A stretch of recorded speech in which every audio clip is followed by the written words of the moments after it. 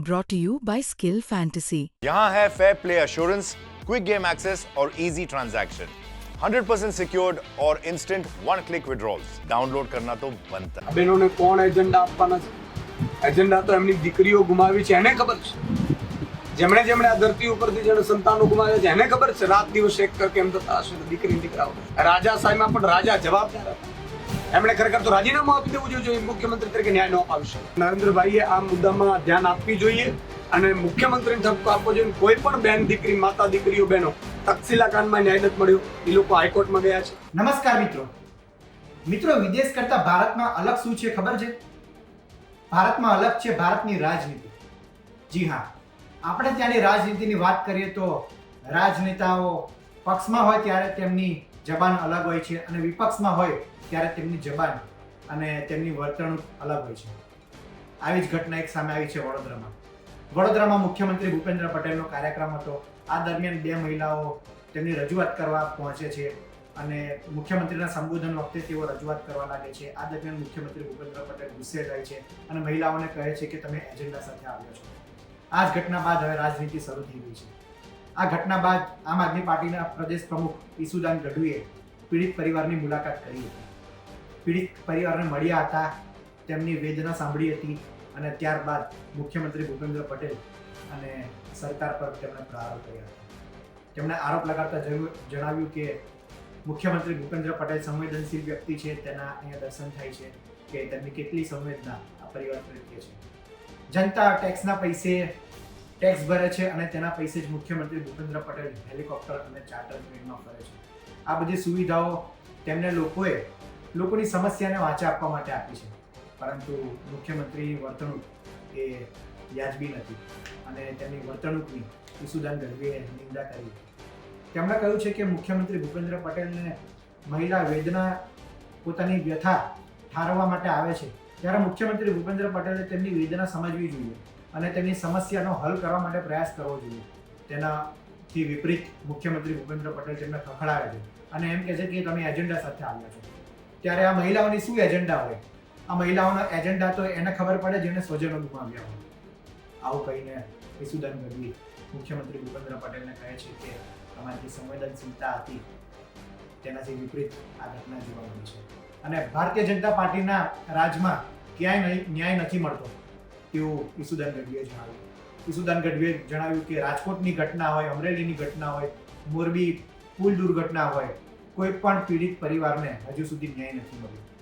ત્યારે આ ઘટના બાદ વધુ એક મુખ્યમંત્રીનું વલણ અને સરકારનું વલણ પ્રદર્શિત થાય છે.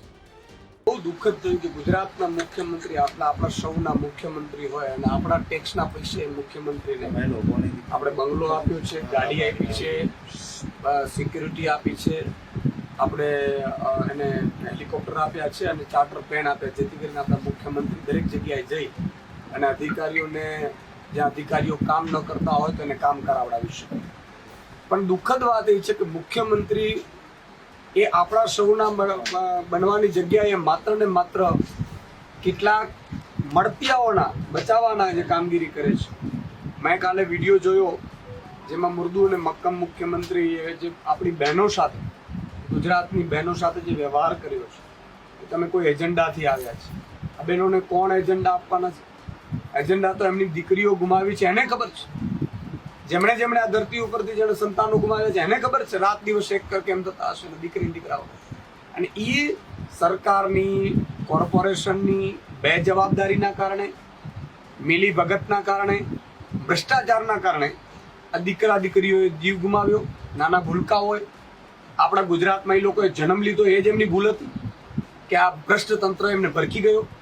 અને ઉપરથી સામાન્ય પરિવારના આ તમે જુઓ અહીંયા એ જિંદગીથી માન કરીને 2% ભેગા કરે છે. એમને કોઈ ન્યાય નથી આપતું. મુખ્યમંત્રી તરીકે એમની જવાબદારી બને છે. રાજા સાહેબમાં પણ રાજા જવાબદાર હતા. એમણે ખરેખર તો રાજીનામું આપી દેવું જોઈએ. મુખ્યમંત્રી તરીકે ન્યાય ન અપાવી શકે. ભલે એનો ભાઈ બીજો આવે, બીજો નથી, ત્રીજો આવે, પાર્ટી તો એમની જશે અત્યારે. પણ ગઈકાલે જે એમની સાથે વ્યવહાર કરવામાં આવ્યો પછીથી મેં અત્યારે એટલા માટે જ મળવા આવ્યો કે મને લાગ્યું હતું કે અમને પોલીસ હેરાન કરતી હશે, પોલીસ લઈ ગઈ હશે, પોલીસ ડિટેન કરશે, બીજા કાર્યક્રમો આવશે ત્યારે પોલીસ પાછા પહેરો ભરશે. આવું મને ખબર છે કારણ કે ભાજપની આ તાનાશાહી છે. એટલે આજે હું પરિવારની ખબર કાઢવા આવ્યો છું. આમ આદમી પાર્ટીના પ્રદેશ અધ્યક્ષ તરીકે નહીં માત્ર, પરંતુ આમના એક પરિવારના સભ્ય તરીકે, ગુજરાતના નાગરિક તરીકે હું અહીંયા આવ્યો છું. અને આમ આદમી પાર્ટી એમને લીગલ ટીમ સહયોગથી માનીને જ્યાં પણ જરૂર પડે મેં એમને ખાતરી આપી છે. મુખ્યમંત્રીએ જે વર્તન કર્યું એ વર્તન ખરેખર દુઃખદાયક હતું. મુખ્યમંત્રીએ માફી માંગવી જોઈએ.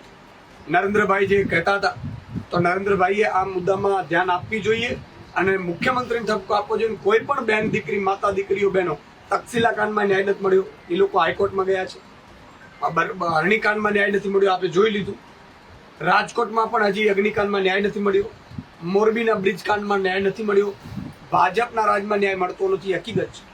ઉપરથી મુખ્યમંત્રી એવું કીધું કે એજન્ડા સાથે આવ્યા છો, ધમકાવ્યા. પોલીસે અમને 4 કલાક નહીં 5 કલાક સુધી આ બહેનોને બેસાડી નાખે. ખબર કોઈ પૂછવાનો હાલ અને મીડિયા ન મળે એના માટે ધ્યાન રાખવા માંગે. ભાઈ એવું શું કામ કરો છો તમે? ત્રણે કહી દો 40 લાખ રૂપિયા આપવાના છે, આપી દે. અને જે વિનોદ રાવ અને જેટલા પણ અધિકારીઓ છે, જે જવાબદારો છે, એને એની સામે FIR થાય. પ્રમોશનો કેમ આપવામાં આવે છે? તો દીકરી તો પાછી નહીં જ આવી શકવાની આપણે ખબર છે. કોઈ પણ મુખ્યમંત્રીઓ નહીં આવી શકે, પણ ન્યાય તો અપાવી શકે ને. મુખ્યમંત્રી મળે છે હવે પાછું એમ કહે છે કે તમને વકીલની, સરકારી વકીલની જરૂર છે તો અમે આપીશું તમને. હાઈકોર્ટમાં કેસ ચાલે છે, હાઈકોર્ટમાં કેસ ચાલે તો તમે FIR માં નામ જઈ તો કરો. તમને કોણ રોકે છે? તમે તમારો દીકરો, તમારી દીકરી હોત તો આજે ગુજરાતના ગરીબ છે એ મરી જાય એનો કોઈ વેલ્યુ નહીં. એટલે આ ખૂબ જ દુઃખદ છે. આપણા ગુજરાતના તમામ માતા બહેનો, દીકરીઓ માટે પણ શરમજનક વાત છે. આજે આ રોશની બેન છે, કાલે તમારી મારી પણ દીકરી હોઈ શકે છે.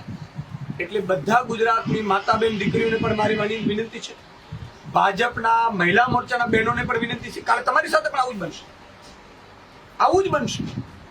જો તમે આપણી દીકરી માટે ન્યાયમાં તમે ઉભ્યા નહીં હોય તો તમે જોયું હશે ત્યાં અમરેલીમાં પણ બેન દીકરીને તમે વરઘોડા કાઢ્યા હતા.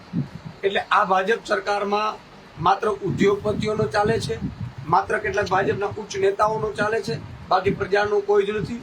કોન્ટ્રાક્ટર, સરકારી જે પદાધિકારીઓ છે, મેયર, સ્ટેન્ડિંગ કમિટી ચેરમેનો, એ બધા કોન્ટ્રાક્ટરો છે એ અને અધિકારીઓ છે અને મંત્રી સુધી જવાબદાર છે અને એની સામે પગલાં લેવા જોઈએ એવી અમારી પણ માંગણી છે.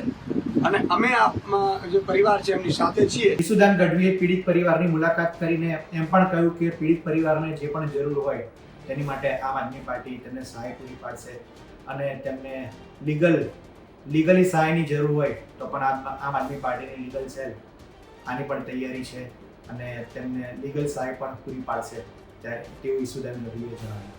એટલે કે આ ઘટના બાદ ક્યાંક ને ક્યાંક રાજનીતિ હવે થઈ રહી હોય તેવું લાગી રહ્યું છે. આ ઘટનાને તમે કઈ રીતના જોઈ રહ્યા છો? તમારું શું મંતવ્ય છે તે અમને કોમેન્ટ બોક્સમાં જરૂર જણાવશો. આ રિપોર્ટમાં હાલ આટલું જ. ગુજરાતના તમામ મહત્વના સમાચાર માટે જોડાયેલા રહો. સાથે નમસ્કાર.